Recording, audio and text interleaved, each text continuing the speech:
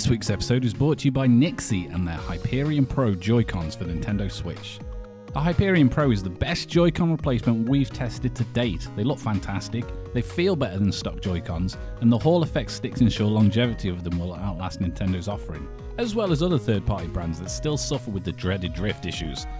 The super comfortable and ergonomic grip allow for easy long-time gaming. The programmable RGB lights mean you can customize the controller to your particular taste, and the gamer's reflex macro buttons are available to give you an edge. Plus, the GameCube-inspired purple option and the green Legend of Zelda-inspired variant really make the controller stand out. All this, and using promo code PvP, you can get 10% off. Head over to nixigame.com or use the link in the description. Hello, welcome to Podcast vs. Player, episode 294. I'm one of your hosts, Cal, and as always, I'm joined by a man who informed me it's only 10 more assassination attempts until Christmas.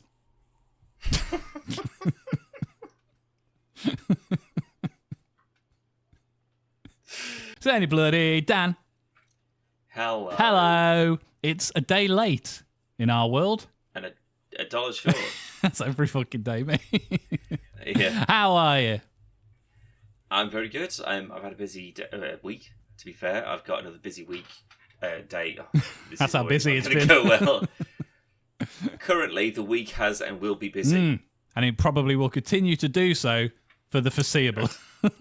Yes. Well, maybe for the next couple of weeks or so. But it's fine. It's all fine. Being busy is good. Can't argue with the world, Callum. There's much more terrible things going on at the moment with weather and wars and God knows what else. So I'm happy enough to sit here in a dressing gown and drink some cider and just chat some shit. Well, there's been a big old tornado and stuff going on in America, so... Hurricane, sorry. So about, I don't know, 2-3 years' time, we'll have a movie about it, probably. Yeah. Looks quite good, though. I mean, like, as far as hurricanes go. Oh, multiple people have died. I don't mean sure, it like that. great. I just mean, like, it looks like a movie. Do you know what I mean? Yeah. Oh, it's dramatic as shit. Yeah. It looks mental. I wouldn't wish it upon anyone, but it looks mental. Yeah, it's ripping the roofs off stadiums and stuff. It's absolutely bonkers. Have you seen the AI-generated video of if the same... It's something like the same hurricane hit somewhere else, what it would do to that place, just because of the the population and the buildings and everything else. It's quite interesting. I would like to see what would happen if a hurricane like that hit Gloucestershire. I'd like to see, not that I've got anything against Gloucestershire. I was going to say, why specifically Gloucestershire? Just, like a little kind of out of the way kind of place, and just a place that's absolutely not prepared for something like that. And I reckon there'd be dust left over. I ain't being funny. We're not prepared for rain. Never mind hurricanes. We get a lot of it. Yeah. You'd think at some point, like, building associations and just builders in general would go, right, we need to waterproof most of the fucking building. No more leaks or anything like that. But they don't. It's cheap. No, that's why. It's the same as the bloody winter. It's just like, put salt on the roads. Of course. Yeah. We've only had frost on the roads since they were invented. There's only a grit box on every street in England.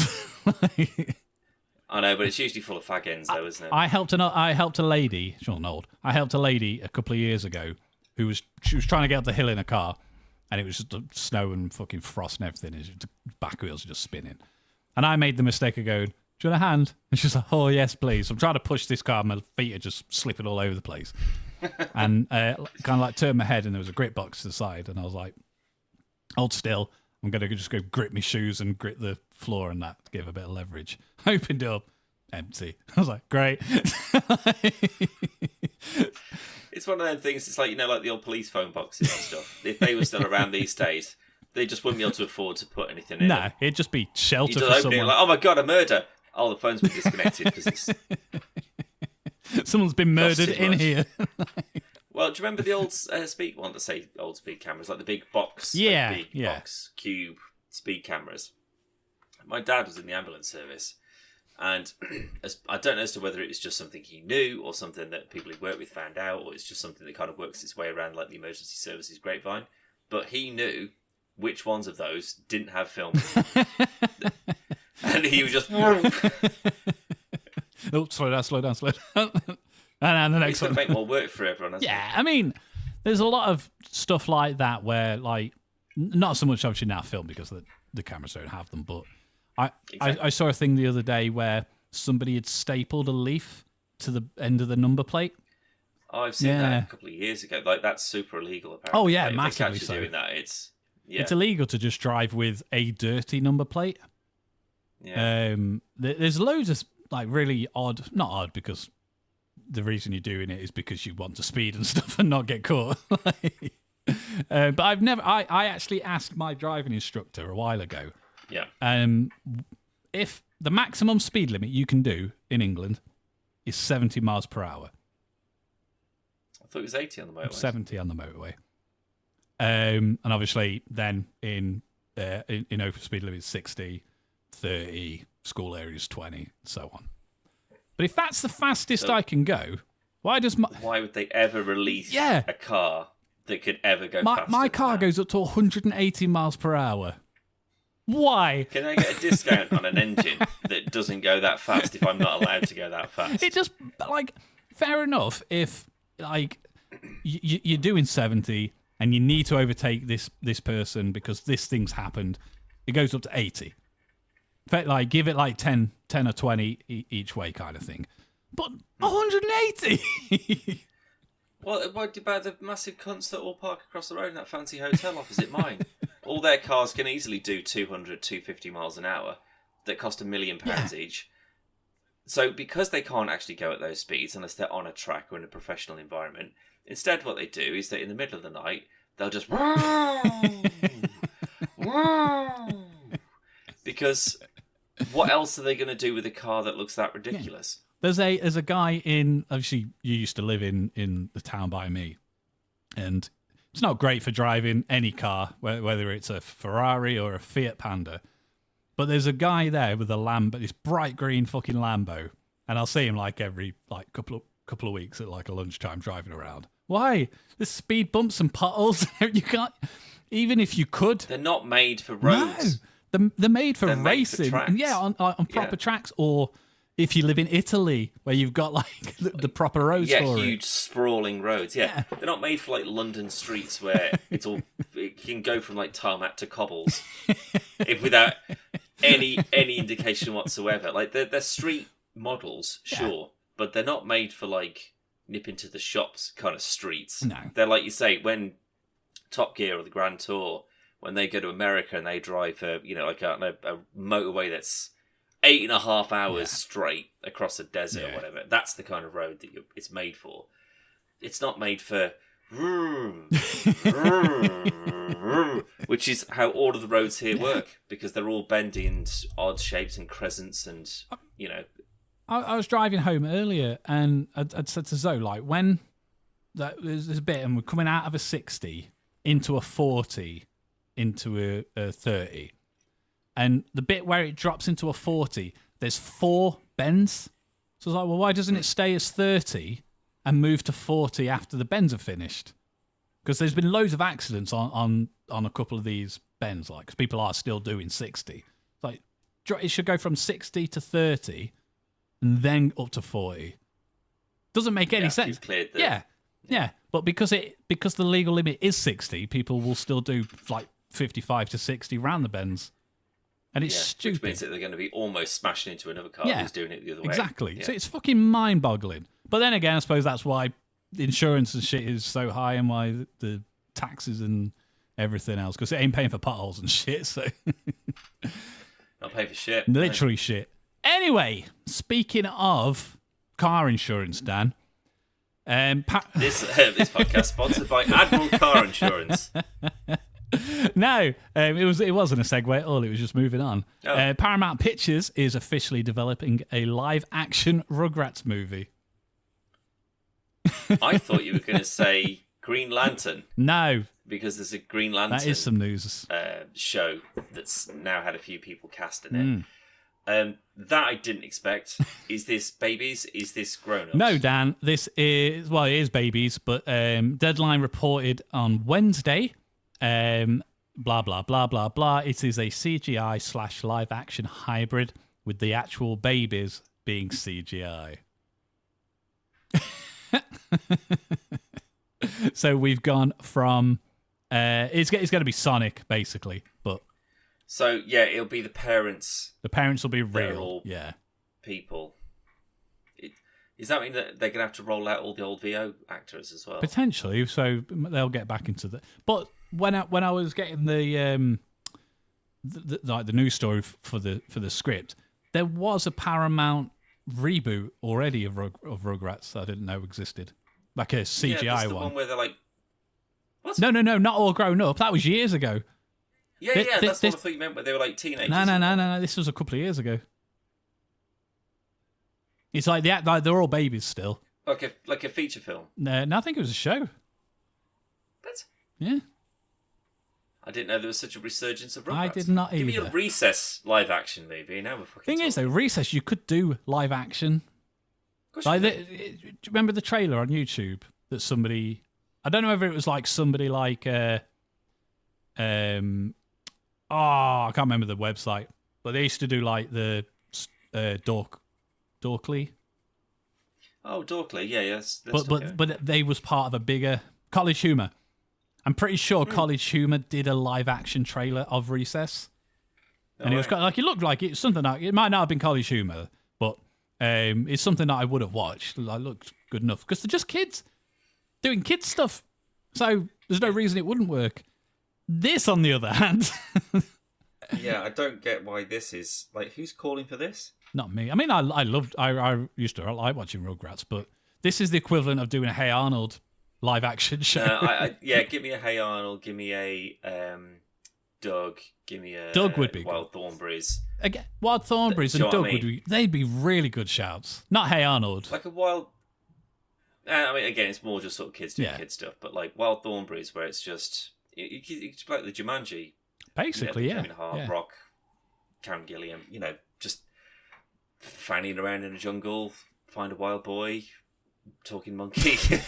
But again, that's like the only real CGI bits is Darwin. Yeah, because the rest will just be people. Yeah, presumably. They should cast as Nigel. William Dafoe. That's a better shout than I was going to say. I was going to say the guy who played Hooks in the later Star Wars films. Donald Gleeson? Yeah. I think he would be... He looks about 13. Give him a mustache, though.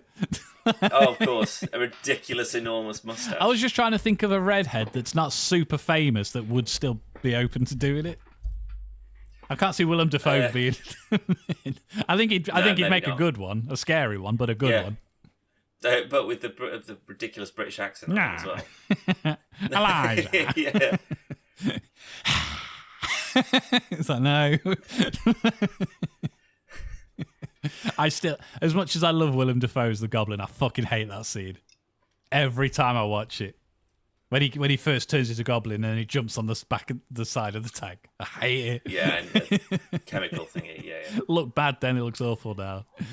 This is being made by Jason Moore, whose credits include comedies like Pitch Perfect, Sisters, and Shotgun Wedding. I've heard of one of them, and I've seen none of them. Heard of any of You those, must have heard afraid, of Pitch so. Perfect. No. I recently found out there's another two. I've never seen the first one, but I was informed. Is it about singing? It's about singing, yeah. Right. I've never watched it. Couldn't tell if it's good.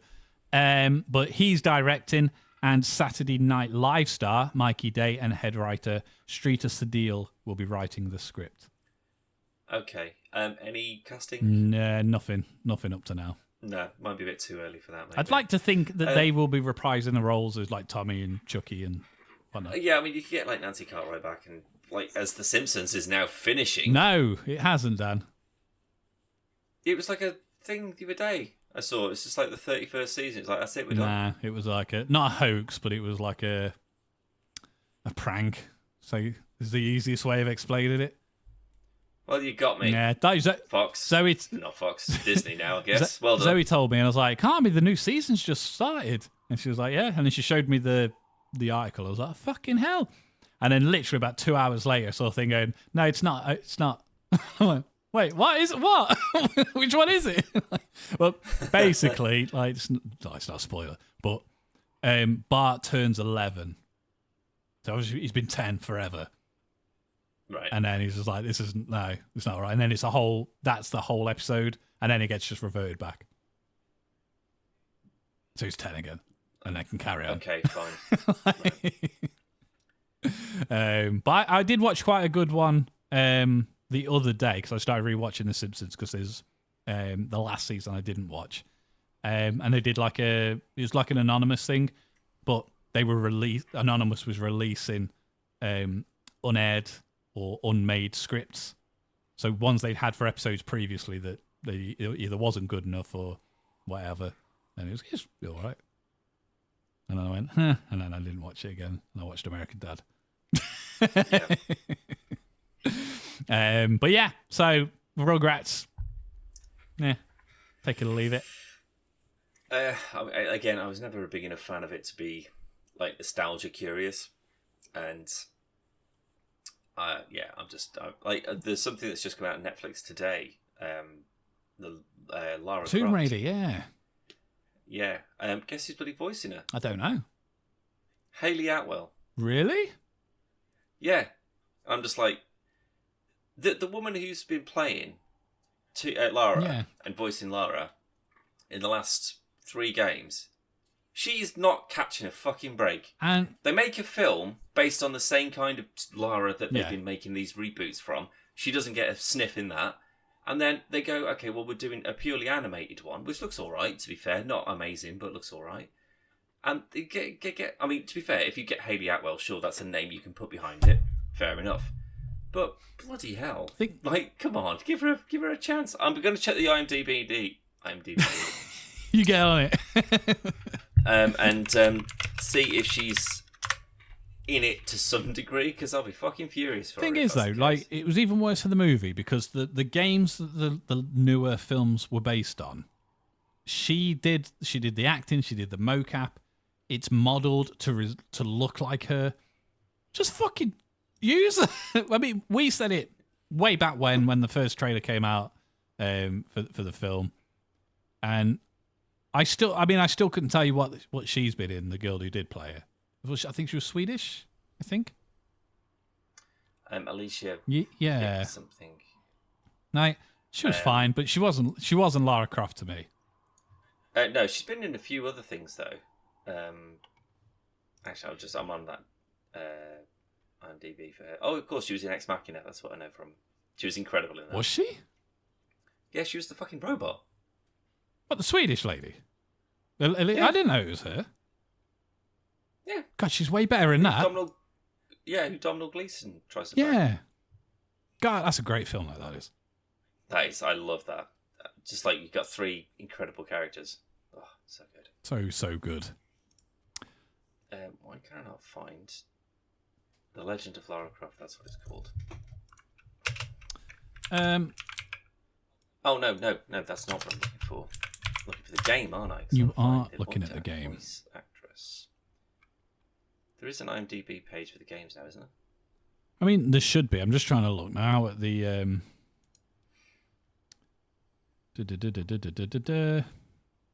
Not giving me actress. Right, so the new, 2013, Callum. 11 years ago that was rebooted. Bloody Nora.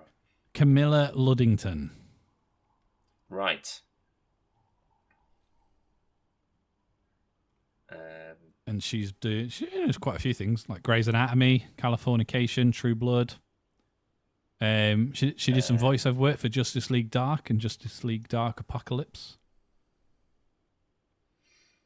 That's it. That I know of. Yeah, games, that's it. So she's done... Not enough in my eyes. Tomb Raider, Rise, and Shadow. She's Lara in all of those. And the motion capture. And then, tough tits. Yeah. For the fucking other... That's such bullshit. Because she's really good. I'm hoping that that's a personal choice rather than they've just forgotten about it. Nah, they haven't asked. Guaranteed they haven't Considering they made a new Matrix film and didn't even ask Lawrence Fishburne to be in it.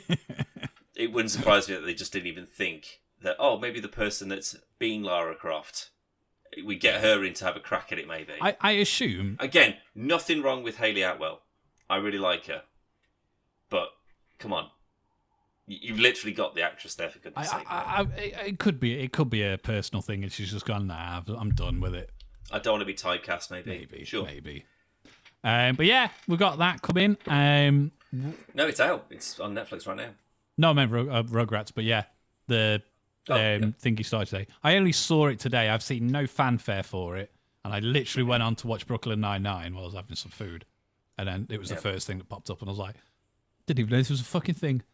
No, me either. So, considering we've talked quite a lot about random sort of things that are going to get made into games and things that are announced that haven't been disclosed beyond sort of being confirmed as maybe it's happening. What was this? I don't remember us seeing this one. Was this on when we looked and we saw like there's going to be a new Splinter Cell animation? Devil That's May what I mean. Cry. Like there was like a Sims film and all that kind of stuff. It could very well have been, but it was so not interesting to me that I've just not remembered it. And then bang, here it is today. So hopefully it is pretty good. I hope so. I love it. I love a bit of Tomb Raider. And I love a bit of animation. But if it's no good, then I'd rather they spend any kind of money or effort or time making a new game, please. Because get on it. I mean, I assume Square Enix had nothing to do with this. Well, hopefully not. if the way the IPs have been going, like they're selling off Deus Ex and everything else, so Tomb Raider's going to be next. Well, Ubisoft is in danger as well, isn't it? Are they? After Outlaws and Shadows. Assassin's Creed Shadow have both underperformed. I think there's some questions as to are they going to be able to keep afloat, or is someone else going to have to come in and buy them? Or are they now, because they're making games that aren't being received very well, does that weaken their position and someone can come in and just go, well, how about we just buy it and we'll absorb all Wasn't that already a thing that nearly happened? I think it might have been somebody like ZeniMax or something. No, I think it was Warner Brothers, I want to say. It was like a hostile takeover, but it didn't go through. Maybe. I mean, if that's true, and there is some worry or question about, I mean, they'll be starting to close studios and they'll be letting people go, rather than just everyone gets shit canned one day and then they get bought out the next. So I imagine it'll be something that'll be fairly obvious. But they probably need to do something reasonably soon to pull it around if that's the case.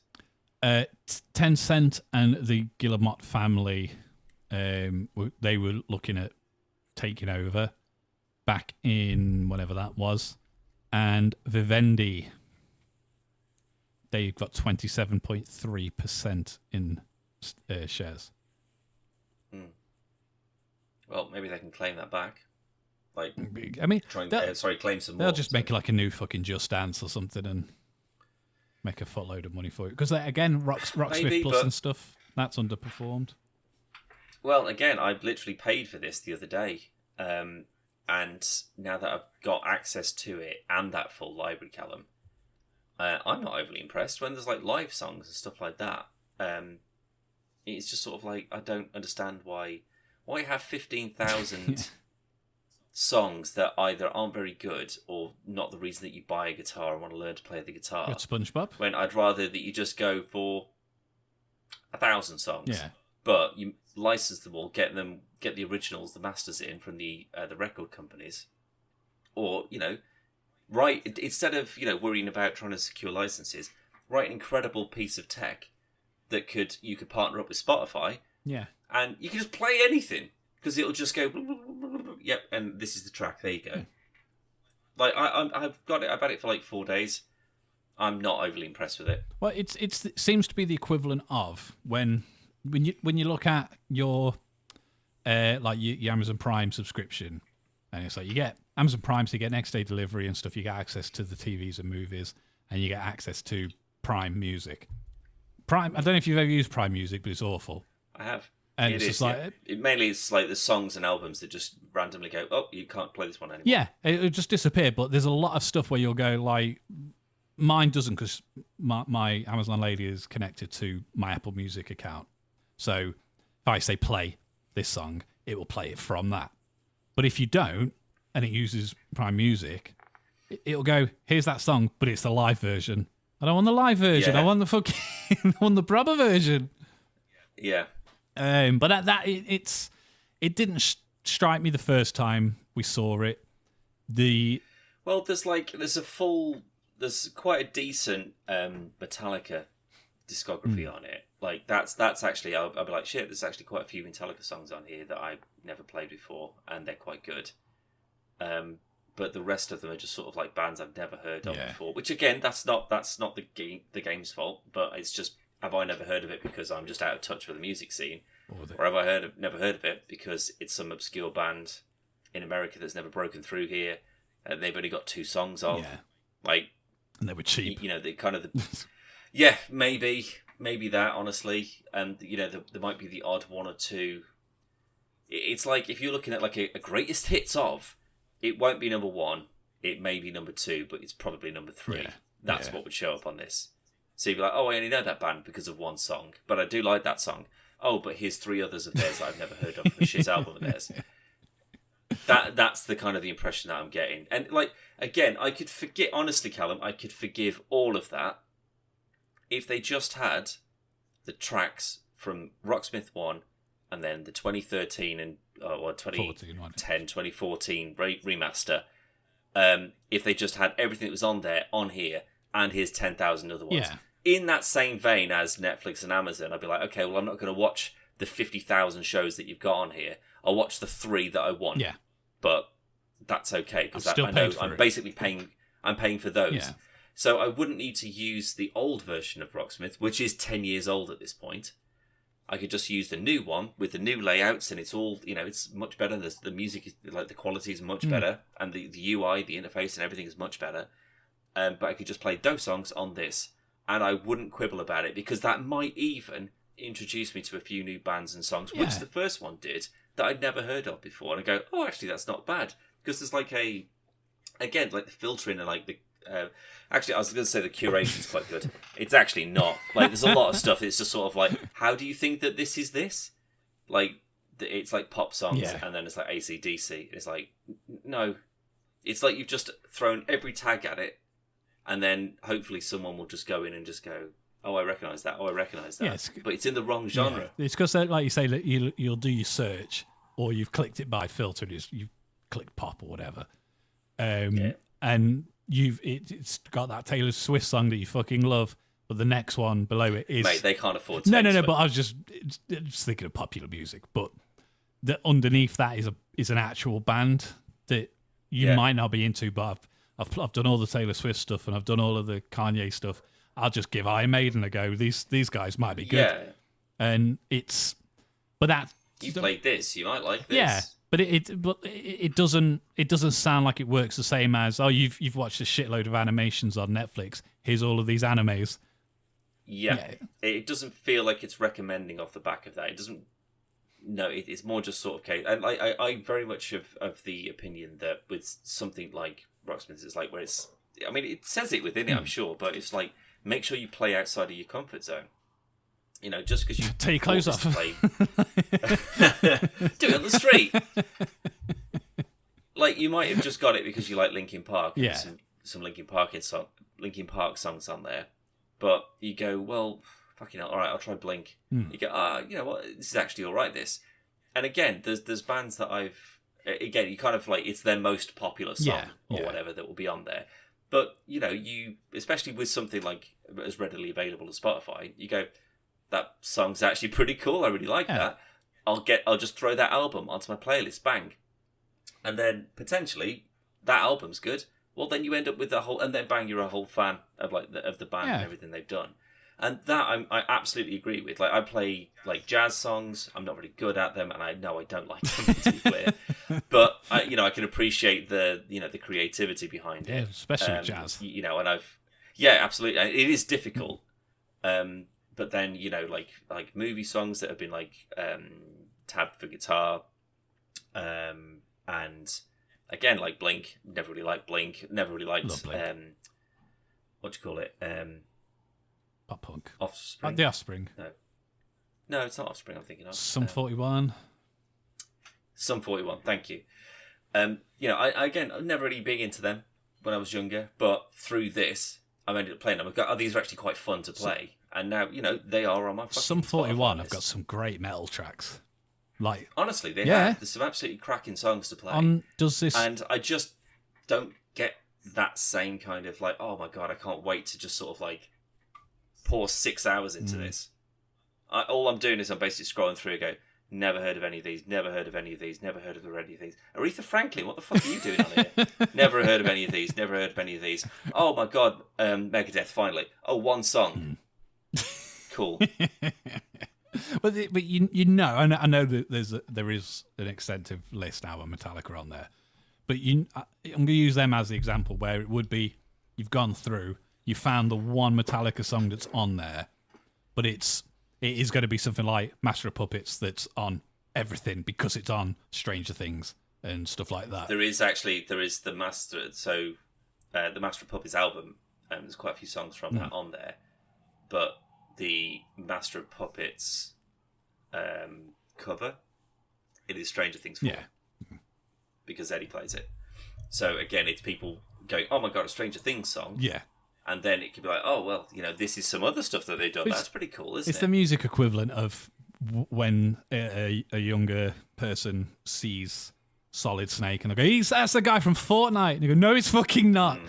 It's like, it's not the Stranger Things song. Yeah, but that's why people love it, and that's why it's had a massive resurgence, is because which again, I love Stranger Things, but it's if it hasn't got popular now, I can't see it gaining traction. Not Stranger Things, I mean Rocksmith Plus. But I think it's the price point as well. I don't think it's unreasonable. Like, if you're looking for complete entry and you've got a great eclectic taste of music, honestly, there probably is something in there for every... Like, there's all kinds of genres in there, and I'm genuinely not taking it away from that.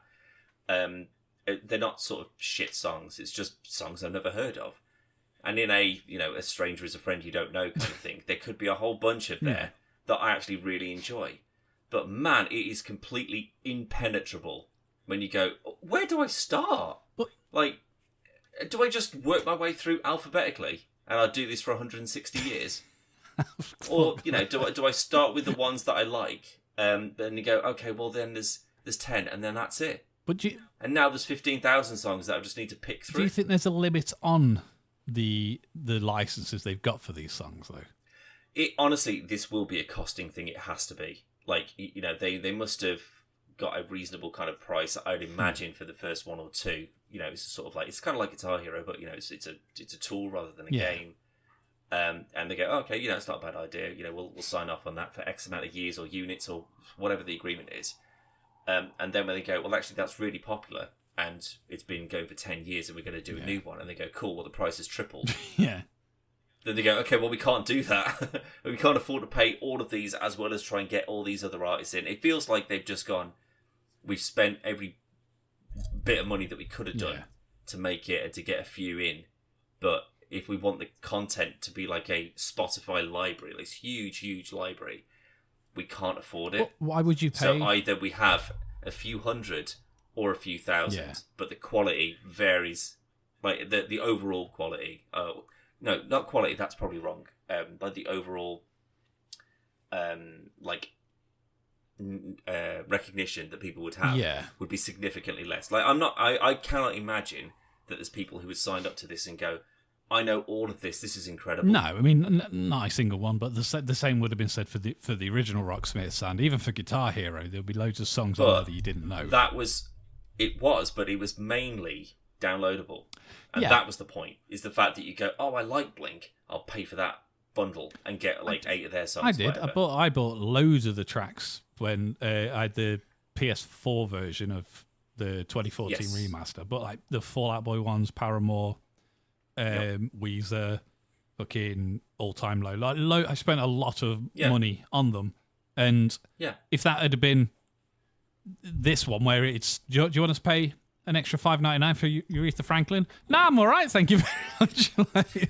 Maybe it's a royalties thing. Maybe they go, you get X percentage of every time that someone purchases the pack or one of the individual tracks with your song, you get 10%. This seems like something that Ubisoft has kind of like paved the way for it. Well, who made Rock Band? Guitar Hero, sorry. Well, Guitar Hero originally was Red Octane, and then it was Harmonix. I think they were teamed up initially, and then they split after World Tour, or after Guitar Hero 3 maybe. So Guitar Hero, World Tour, and Van Halen and the Beatles and all that was all Red Octane. And then Rock Band 1, 2, the Beatles Rock Band, that was DJ all and stuff. Harmonix. Yeah, no, that was DJ Hero was Red Octane, I think. Right. So anyone that never played? I'm not sure. Anyone that never played? But I think Ubisoft, but I think it was Harmonix that made the first one. I may be wrong in thinking that, but I think because that's where I think the idea came from, is that the fact that it wasn't a game like Guitar Hero, it was more arcadey. They wanted something a bit more serious. I'm pretty sure it is Harmonix that did the first Rocksmith. I might be wrong. Here we go. You can still buy the first Rocksmith for PC for £60.25. That's the cable. Come on, G2A. That's the cable, though, isn't it? That wouldn't even come with the cable. No. It says digital. It's not included. It's just the digital pack. Yeah, bloody hell. That's not even with all the fucking content. My nephew asked me. He messaged me a few weeks ago, and he's like, I can't get this Rocksmith to work. I've just got it for PS5. And I was like, what's it coming up as? And he said it kept coming up for his like login and that. I was like, just connect your PSN account, log into it that way. And he's like, I've done that now. Cheers. I was like, nice one. And then a bit later, he texts me. He goes, how do I connect the guitar to it? I was like, have you got the digital one or have you got the like physical one? And he's like, digital. It's the one that's on PS Plus. And I was like, yeah, you need a special cable, mate. Because yeah, you absolutely. Have you got a spare one? No, I absolutely don't, mate. I've got one. That's it. But no, I'm wrong. It was Ubisoft. That is their own thing. Clearly, they just saw the rhythm based nature of Guitar Hero and Rock Band, and how easy and accessible it is, because it is basically just the same as that, but overlaid onto a real guitar. Now bass and now keyboard and drums. I think in Rocksmith Plus as well. Again, very good. The fact that there's multiple different. So they got like piano and everything, arrangements and stuff like that. Yeah, so like all of that sort of stuff, that's great. But do you know one of the absolute fundamental problems that I've got with it? And this is beyond the cost, it's beyond the library, it's beyond all of that. This is purely mechanical, right? So with the first one, what you can do is your guitar is obviously plugged in. It's plugged into your computer or your console. I don't know about the console, but obviously there's probably usually more variance options in the PC one. But you could select the volume level of everything that's going on. So you go, okay, well, I want the background guitar to be quite low because I want to hear me, and I want to hear if I'm in rhythm. Yeah, you could do that time, on the PlayStation version. Okay, well then, that makes sense. You cannot do that on this. So what that makes me think is, for the 2014 one, then the other ones probably as well, they paid for the licenses and everything else, but they did get the masters. So you've got your different stems. So you got your bass, you've got lead guitar, rhythm guitar, drums, piano, vocals, trumpet, whatever. This isn't, and they've paid for the license for the song, just for the track, which means in 2-3 years' time, the Metallica one's going to leave. That kind of thing, because you can't amend, you can't alter the individual input, like the individual tracks for. Yeah, you're probably right, because the only way to do it is you can either, which is just a bonkers option, you can turn off the input from your guitar, so it doesn't make any noise through it. What's the point of that? My theory being is that you would plug it into an amp or something like that, so you can hear. You could just have it through your speakers, so you could just you could have it playing, but it wouldn't register the sound coming out of that. It would be into whatever else you got it plugged into, I guess. But you may as well just play along to a video if that's the case. Don't. But the fact that I can't turn down. So again, when I was like, what was the first song that I played when I bought this cam? 16 quid this cost me for this experiment. What was the first song that I played? I can't remember the name. Goofy Goober thing. Right, yes. SpongeBob. I'm a goofy goober. Yeah, from the SpongeBob movie, which is incredible, by the way, both the song and the movie. Hasselhoff's in it, man. But I was just like, oh, what a great, because that was literally what's the most played in the world at the moment. That should be the sign that people aren't taking it seriously. When the Goofy Goober song is the one that's on the highest played, for God's sake. But I was just like, oh my god, and like the quality sounds great, and I thought the cable was going on mine, but I think it's just the game's quite old. Yeah. It's just not as it was. But like everything sounds great, and I was like, am I playing? Like, because it's showing that you're like hitting the notes, but I'm just like, I don't know if I am, and I don't really know. It's really difficult, like audio wise, to sort of hear where you're going wrong if you're slightly out of place, because the overarching guitar is so much louder, because obviously it's the same level as the normal track is, which means that you have to turn the entire track down in order to hear your guitar over it. That's so stupid. Again, it is a bit off-putting, because if you sound a little bit out of tune, or you're in the wrong on the wrong fret or something like that, you're still hearing the right note. But that's not even, if this came out yesterday, you go, that's something they're probably going to fix. But it's been out for a couple of years now. No, I don't. I think it came out last year, because I had the beta. Don't forget, which was like 2 years. I'm pretty sure it came out in like 21. I could be well off there. Could be well off. To be fair, mate, you might be right, because like maybe it was one of them things that I was doing in lockdown, which seems like it was 2 years ago, which absolutely fucking wasn't.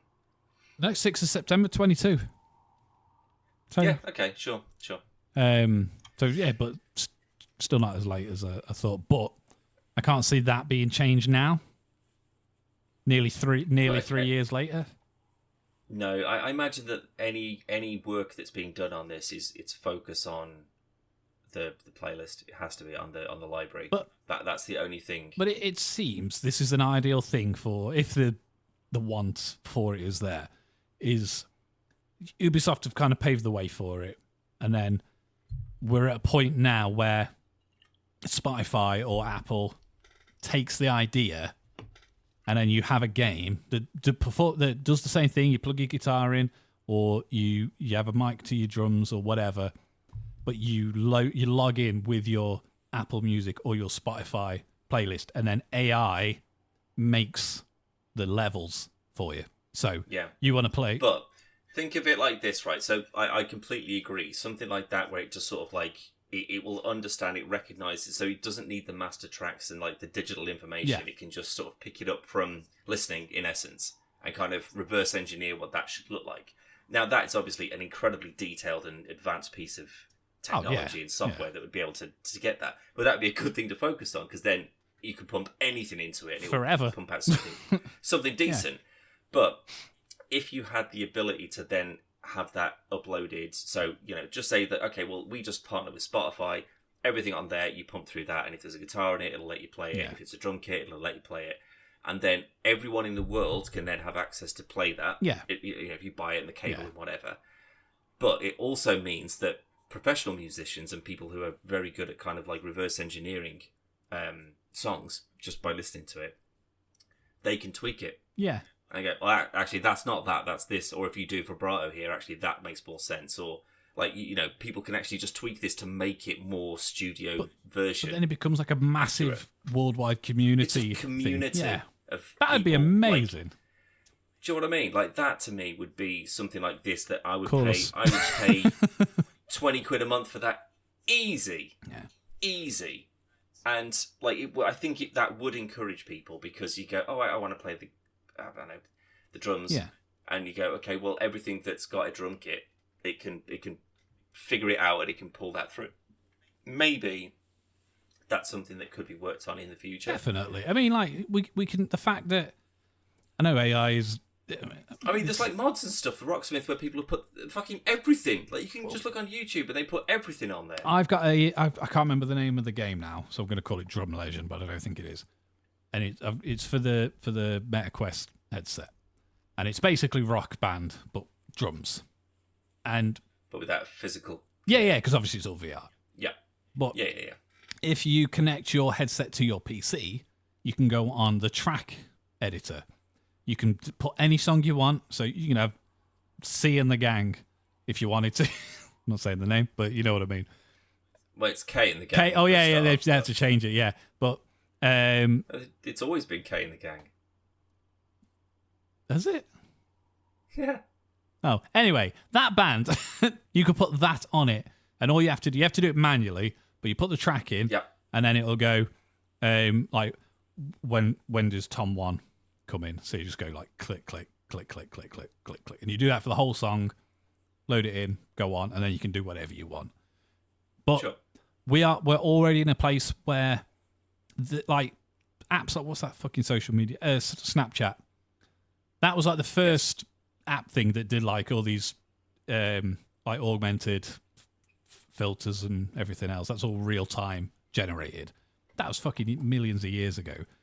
And I saw a video this morning where somebody's done I think it's GTA 4, but then they've just played it through. They've recorded a video, and then AI has upscaled the graphics. It's not quite real time, but it's not far off. Looks amazing. I'll find it later on and send it to you because it looks phenomenal. But if we're in a position where we can nearly fully render in real time brand new graphics that look as good as Unreal Engine 5, we could do a fucking couple of tracks for coming out of Spotify. I know. I'm not saying that. Oh, just do it like that to create something that would be that intelligent to be able to like pick apart and disassemble notes and feeling and that kind of stuff like that's within a song. It would be incredibly tedious and costly to do that. But I think that is something that would be worth 120 quid a year, or whatever it is that this costs. Because as it stands at the moment, it's fine, but I just can't justify it. This like I say, this was a one-off payment just to see how I feel about it, but it's just not enough. I think you hit the nail on the head with just the word feeling, and Rocksmith was. It felt like he was accomplishing something when you progressed because it meant you'd learned something. There was a very good like curation of songs as well as downloadable content that you could pay extra for. Yeah. But this feels like they've gone instead of just give them the same but a bit better. They've just gone. Oh, everybody loves social media stuff. Everybody, it's like you're targeting the wrong people, like people that. Like Aretha Franklin didn't buy Rocksmith. And that's not generalizing anyone, but it just seemed don't bring out a game with the word rock in it that has a very limited selection of like rock and metal bands and stuff. When that is absolutely like in the pie chart of what genres you cover it, when they're the absolute minimum of that, then maybe try and reduce some of the others to bulk that up. But the first time we did look, there wasn't any Metallica or anything on it. The very first time. I think there might have been the odd song or two, but I think there's a bunch of them that are live songs as well. So it's just like them talking on stage for a bit. And it's just like, is it easier to make a live version of a song into one of these tracks than it is the studio one? I just can't. Or is it just cheaper? Yeah, it'll be cheaper. Because it's... Yeah, I don't know, man. It's like, there's like Van Halen, there's like Jump and Panama, and I was like, that's amazing. And you go on it, and it's not. It's like someone who's done a cover of it. It's like when you're in a supermarket and they can't afford the license or the rights to... Yeah, it's like the royalty-free Christmas songs or whatever. It's Barbara from Accounts who's singing Mariah Carey. Is Nickelback on there? That's an outstanding question, Callum. I bet they ain't. If they can't afford some of the other stuff, I bet they can't afford Nickelback. I bet Nickelback's been knocking on their door. please take us. Please. 1, 2, 3, 4, Red Blue Fish Electric Slide. Engine number 9. Open up. Yeah. Because obviously we did. It's up on podcastfirstplayer.com and YouTube /podcastfirstplayer. Our latest video is Bad or Chad, which is obviously the game show where you have to guess, is it a poorly written song or is it a Nickelback song a la Chad? Because of my Google searches for these songs and because of being on YouTube to put it up, one of my recommended on the feed, or two, I had one on Shorts and one on the normal feed. They were both Nickelback videos. But one of them was like an interview with a different podcast, like they've been on the show. But I wouldn't want them to. I think they would rip us apart for 3.5 hours. Like, what have you accomplished? We deserve it. Yeah, we've sold like 462 albums or something. What have you done, Nickelback? But the title of the video, and it was only like 9 minutes long. But the title of the video was Nickelback on being the most hated band, like on the internet or in the world, whatever it was. And I was like, I'll give it a watch. And I will say they're quite funny, as as people, as human beings. But it goes coming down to it, and Chad Kroger's is like, the talk about like where they think it started, which was some comedian had said something, and MTV used that clip as promotion for this show for like 6 months straight. So on every advert break, it was always there. So it's like burnt into this sort of like people's subconscious. But they were saying like there was a lot of stuff like that. But one of the presenters was saying like, but like I'm a big Nickelback fan, and like you got some really, really, really good songs. And that Chad Kroger says, he goes, to be fair, a lot of the time you'll play him a track. I can't remember. I think Animals was one of them, which I think is one of the ones we used on the episode the other day. And we said, like, you'll play people the intro to Animals, and they're like, this is real fucking good. And then I start singing, and they turn it off. I was like, at least he knows. But it always comes down to, it's just like, but what do you have to, like, do you ever have anything to say, like, to these kind of, like, critics and, like, hate and everything else? And he just goes, filthy fucking rich. I was going to say, it's just like, I'll tell you what, as soon as you start buying albums, then... Again, like I've said this before, even when we've been playing Bad Chad, like the lyrics they're a bit nonsensical and some of them are really quite stupid. But like for the majority of like the music is really good. I genuinely can't knock it. It's just that it sounds like someone else for a different band wrote the lyrics. Some of the stuff, like on the whatever the first album's called, they got some real tasty riffs on some of them. Yeah. My friends from Army listen all the time. Whatever your sort of like your most popular ones are, again, not your top one, but your second, your third. I reckon that maybe one or two of those may be. But we'll have a little look after we've finished here. I'll show you the sort of the UI in the library and see if there's anything in there that's you think is maybe redeemable. Because at the moment, Callum, there's more issues I've got with it than not. I mean, the fact that the first thing you played was a SpongeBob song. Like, I love SpongeBob as much as the next person. But that's not why I bought Rocksmith Plus. I love SpongeBob as much as the next grown man. Anyway, way better news than Rocksmith Plus and its faults, Dan. On the 10-year anniversary of Alien Isolation's release, which was the other day, developer Creative Assembly has confirmed that a sequel is in development.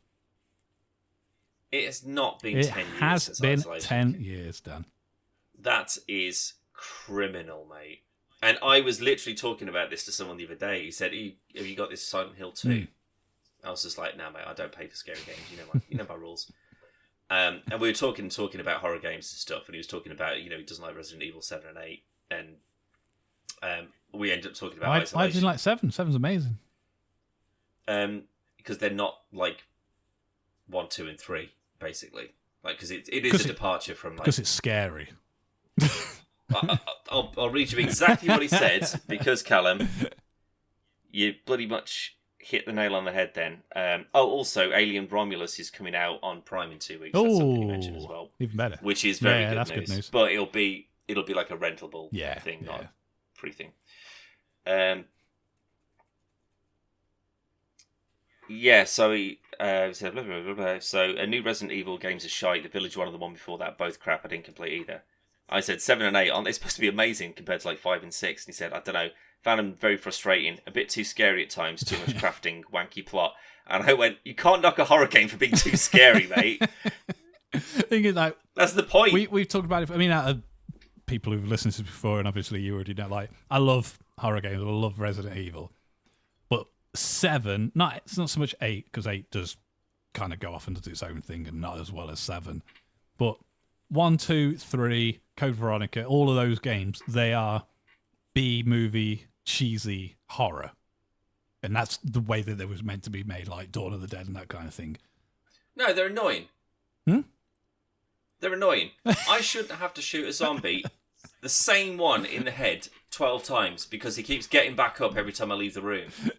That's poor game design. It's to keep you on your toes, but... No, it's not. It's to waste my precious bullets. That's what it's there as well. For. But at least in Resident Evil 3 remake, they were just like, here's a machine gun and like 200 rounds. I was like, yay!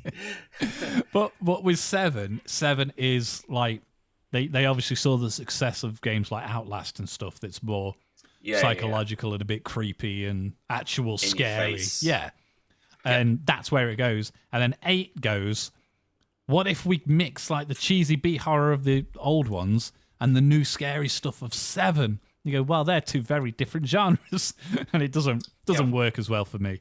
But 7, I love 7 because it's fucking gross and horrible. But it's very good, but it's way scarier. It's an actual scary game. But Silent Hill 2 looks great, the remake. Looks really, really, really good. Although I've seen mods already. I will not be getting that. Silent Hill's a lot more weird and gross, creepy than the older Resi stuff. But there's mods already. One that gives it back PS1 graphics. One that puts the Comic Sans font back on the signs. I love that. It's like it's taken us 20 years, but we finally remade this and go, cool, but we'll make it look shit. I wish it looked as bad as it used to.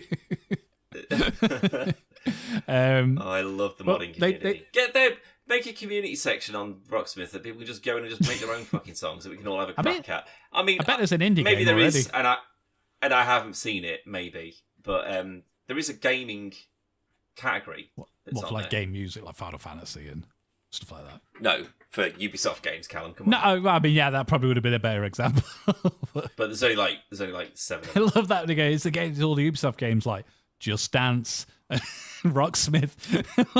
Oh, that would be one way of getting around it. If you went, we've got the music licenses from everything from Just Dance, so we can do Paramore, say, because that was in the Just Dance game, so we can use that. We can get around all the licensing thing because we used it in this one. That'd be amazing. I'd be actually impressed if they could pull that off. I had Just Dance. I don't know which one it was, but I had it on like the original Wii.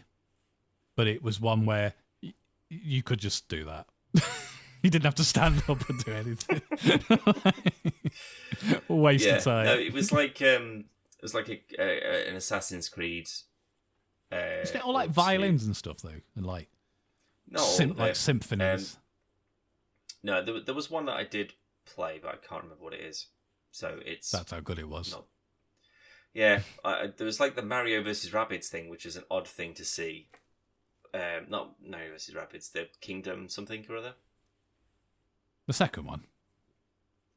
I can't remember. Something with Rabbids in it anyway. But yeah, it was like a couple of Assassin's Creed, a couple of tracks from The Crew, I think.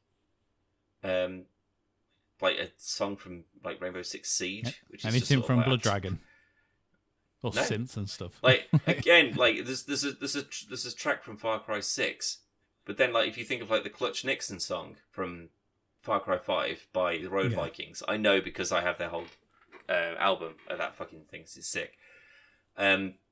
That's not on there. It's not the only but actual do you know where guitar. the ballad of Clutch Nixon is, though? The last Rocksmith.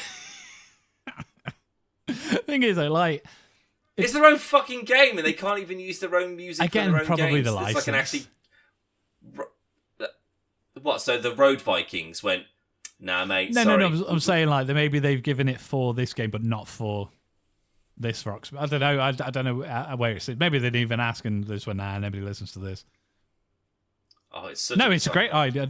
I'm not saying it's not, but it's if they've gone, do we fight to get Metallica, or do we get the Road Vikings? And that's unfortunately probably how it's gone. But no, maybe I own the soundtrack for Blood Dragon, and I know that's not really the game you're going to play on. The songs you're going to play on something like Rocksmith, but it's a great soundtrack. It is, yeah, and that's the thing. They've got plenty of their own games that you'd think that they could just start pulling random tracks from, but minimal. Nah, I think give it a couple of years, and we will have that genuine real-time AI capability where it can just take the song. Maybe it takes like a couple of minutes to load because it is stemming all your tracks, but I reckon we'll be there.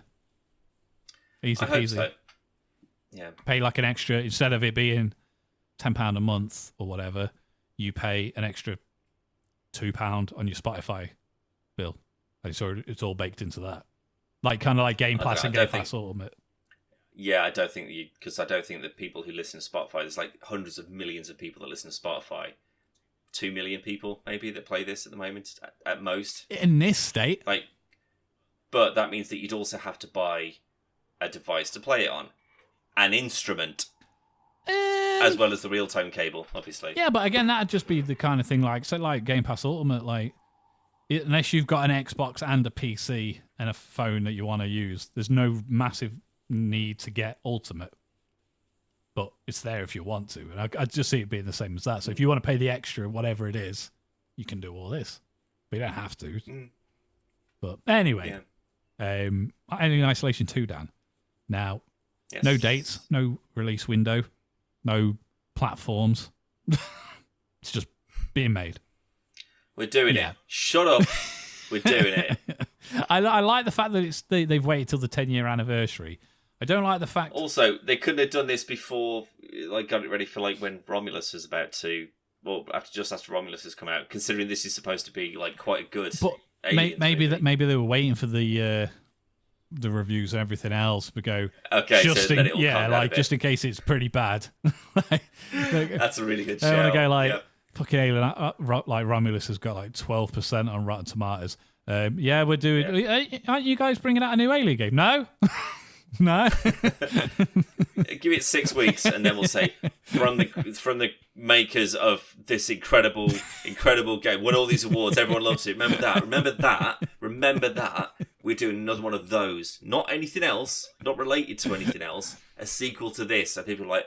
that sounds cool. Phew, finally a good Aliens thing. This sounds like a Goat Simulator trailer. Do you remember the last one that they did where they did like Batman and stuff? But the whole trailer opens up like Arkham Asylum and stuff, but it's Goat Simulator. It's quite funny. It's quite funny. Yeah. But Dan, I've been playing a bit of Sifu over on Xbox Game Pass. As have I. And I like it. It's too hard, and I think I'm about 30 now. I'm absolutely infuriated with how fucking difficult it is. Because I went back and I restarted it again, and I'm getting some permanent unlocks now, and I tell you, that is starting to help a little bit when you start putting points in, and then you like unlock it a certain amount of times, and then you get it for good. And I think that really will take the edge off. But when I'm kind of getting back into the swing and the rhythm of it, and like I got to, I don't know, it was about halfway through the second level, like the club. Yeah. And I was in the 50s at that point. But I was in the 50s, but I was like +6. So as soon as you get killed, it's like, oh, fucking hell. So I ended up going all the way back to the start again. Wow. And going, I mean, I've done that about 3 times at this point, just sort of going back. But when I went back, I was like just knocking everybody out. I wasn't getting touched. And I was like, all right, I don't know if this is just I'm not that because, level I've been playing it longer and I'm, unlocking more stuff. Yeah. But this is the combat system starting to make more sense to me. And like, I'm sort of reading where people's moves are coming out and I can dodge them and stuff. And then I managed to get through to the end of stage 2 in the club, and I was probably maybe just in my 30s. Again, I'm not great at it, but I just managed to get through my 30s. And considering the last playthrough I was 30 when I started it, I'd take that. And then I got to the boss, and oh my god, Callum, I was in my 70s before I quit out. I was just like, I don't understand, why can't I beat this guy? And then I googled it, and it was just like, oh, he keeps just doing like loads of high attacks, just hold down. And I was like, and then on my last life, like basically my last life before he killed me again, obviously, and then that ended it. I was basically just holding block and down to like just dodge all the high attacks, and oh my god, I didn't land any of them. Thing is, like, but the problem is though, because he's using a weapon, he hits you a couple of times, and you're just dead straight away. But you've got to get to him with like 0 on your death counter, and like as young as possible, with like as fewer death like years as possible. Otherwise, man, it'll fucking rinse you. But it like when you're doing before you're playing as it's when you've turned into like the kid, and it's like the little montage at the very beginning, after like he's growing up, and it's like in the red room. Yeah, that's awesome. That is, but it's like, this person does high attacks, so this is what you need to do. This person does like low attacks, this is what you need to do, and so on and so forth. But when you're actually playing the game, it's very difficult to like determine what kind of attacks they're doing. Like, half the time I'm just blocking, move, punch. Like the parry is the difficult one for me. Like to try and get the timing of that right. It's like you gotta wait until they're basically touching your fucking eyebrow. Like it's it's and again.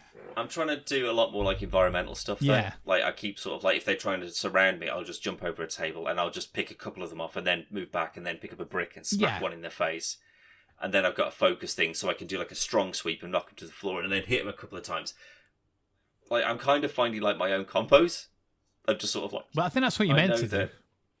I think so, and I think that that's what's rewarding about it, is the fact that the more I'm playing it, I'm just like, okay, I know what rhythm I can get into, and I know that this guy will block in this kind of way, or attack in these sort of like all high, all low, whatever, and then I can just dodge that, punch, like do a palm strike to like knock him up against the wall, use the focus, sweep his legs, punch on the floor, get him up, and then like chest kick, and he's dead. Yeah, and that's in like 3 seconds, and it's like, okay, if I get into the rhythm and like the skill level within the tree to be able to do that to everyone, this game is fucking insane. And I love it, like, because you just feel like you are actually progressing with him. That's what annoys me though, because the videos I watched before I played, like when it came out like last year or the year before, and you see videos and people are going in and they are like dodging everything. They'll grab a bottle, they'll throw the bottle, they'll take this guy out, they'll throw this guy, and it's just like watching just Bruce Lee like on his lunch break,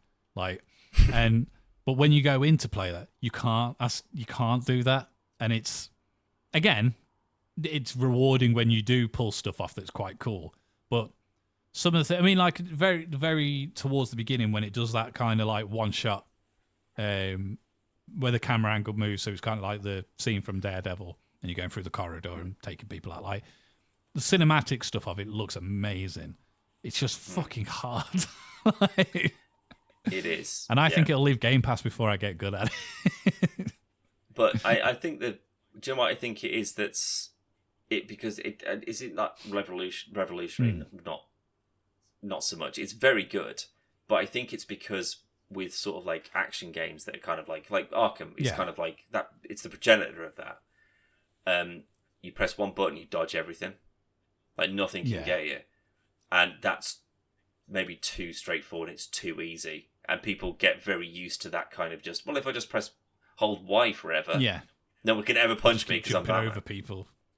Yeah. Exactly. And with this, it's like, you need to be a bit more smart than that. You can't just hold a button and it just does everything for you. You need to be able to read them and respond and respond and respond. And if you get thrown off your kilter a little bit, then you get the shit kicked out of you. Yeah, it very quickly goes downhill. Oh, very quick. Especially, again, when you've racked up a couple of deaths, like in a big room, and you just can't seem to shake them, or you've got a couple of big boys on you, and they're just pounding the living shit out of you. And then you leave that room, and there's 2 girls, and you've got a +5 on you. And you're like, one of them's just going to smack me with a bat or something, stun me, and then I'll be dead again, and then that's 6 years. And man, those years add up real quick. It doesn't sound a lot until, like you say, you've gone from 22 to 37. It's just like, what? And I think as a concept, like, because originally this whole podcast, we only really had Rugrats to talk about, and then I saw the Alien Isolation thing a bit after. But one of the questions I was going to say was, like, the concept of Sifu is generally very good. Like, you die, you get older, you get a little bit stronger with some of your attacks, but you get weaker with your health because you're obviously getting older. Can you think of any other games that have, not necessarily that, but have a concept or a mechanic that you've never seen implemented in anything else since? So, for example, like the Nemesis system in the Shadow of Mordor games. Like, it's a very cool system, but they won't share it with anyone else, so we can't use it. Why would you? No, I can't. Make another fucking game then. I mean, Shadow of War came out a while ago. But I can't think of anything as unique as Sifu, or at least close to that kind of. I don't know, because I mean, like, there's a lot of games that are quite punishing, like your Dragon's Demon Souls, and Dark Souls, and Elden Rings, and that, where they're very punishing, and you need to learn to get good at that game before you can even enjoy it. But you die. Yeah. and you either restart from the beginning, like the very, very beginning, which again, that's old school gaming, or you just go back to whatever the last checkpoint or your last save point was. But to have like a specific thing that happens every time you die, like that affects how the rest of that gameplay goes. Probably not to that extent. I don't think, or at least nothing that jumps into my. I suppose it's not the closest thing because it's not the same at all. But in Jedi, when you go to a save point to meditate, you can choose to heal up all the way. But if you do, all your enemies spawn back in again. Like that doesn't really affect the game. It just.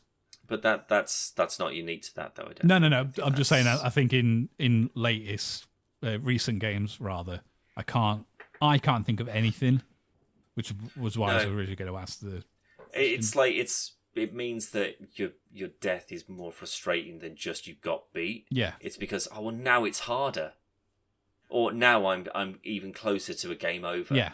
And the more it frustrates you, the harder it is, which means that you it's almost like a therapy. Like you need to learn to control therapy. how like you can't get angry and frustrated because, like, as with anything, you playing golf and you get really angry because you miss a shot. You're not going to get any better on the next one. You're just going to make it worse for yourself. So like if you could deal to just sort of get back up and go, no, it's fine, I can still take this guy. You kind of.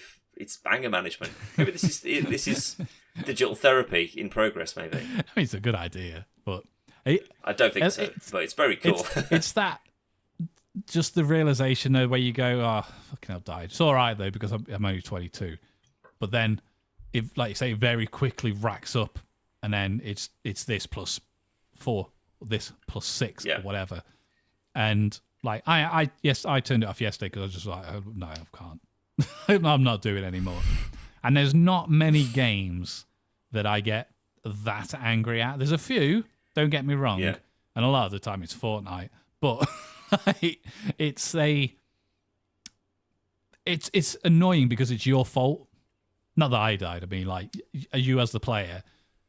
Yeah, I'm the reason that I'm now 37. In real life, and when you're but when you get to that age though, and you just sort of like, oh, I can't believe I wasted like 2 years on one fucking goon because I was trying to be cool. Like, why didn't I just smash him to the floor immediately and move on? Like every sort of like, okay, well, because now the thing is like, by the time, assuming I even manage to finish this second level, which I don't think I can, if I'm like 46 by the time I do that, I'm just like, that's too old. Yeah. Like I can't go into the next stage because I'll never complete it. Which means then, do I need to go all the way back to start from 20, again. Being able to come out of that much younger, and now I know what I'm doing with the second one to come out of that much younger.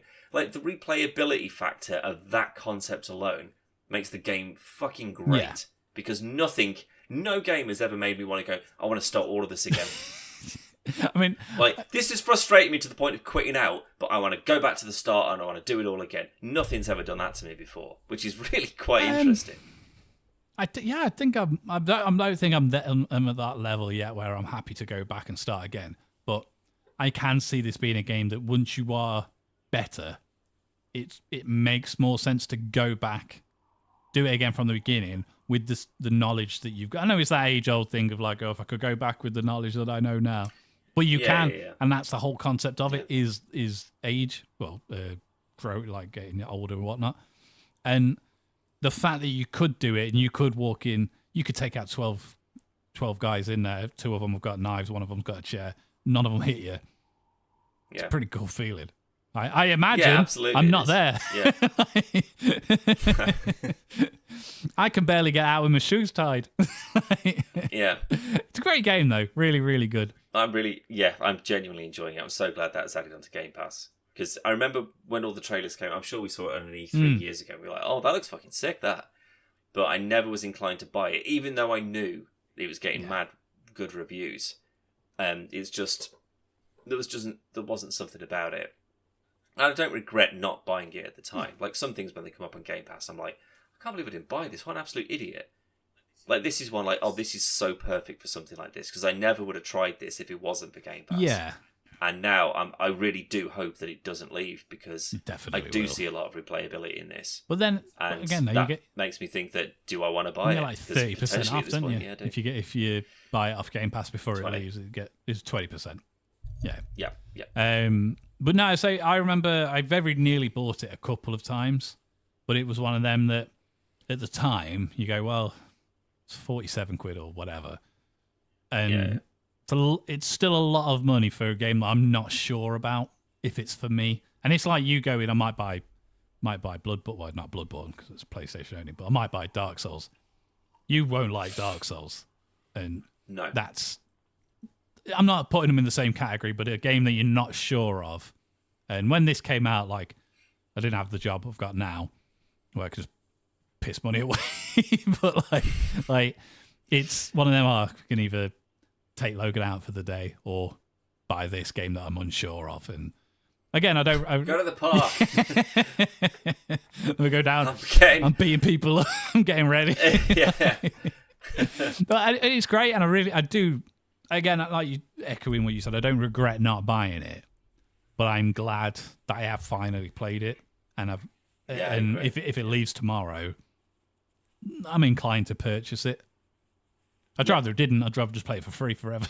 But yeah, I'm really glad that I really hope that they make a second one as well, because like the art style really threw me to start with, like when you're playing as Yang, because like his hair's like dead, weird, and not moving and stuff, which again is kind of like everything's moving to be more realistic and whatever. Yeah. And then as soon as I realised that, it's not fucking hair, it's brush strokes. Like everything is just painted. I was just like, oh my god, the whole world makes sense to me now. Like this whole art style, it's incredible. Exactly. Because that's purposeful, and it looks amazing. There is nothing as of this May of this year. Nothing said about a sequel. We also don't know how this ends either. So that's very true. Well, we don't certainly. So no spoilers. Too late, Dan. I've just finished it. But that's about all I had, young man. I don't know if you got anything else you want to chuck on the end.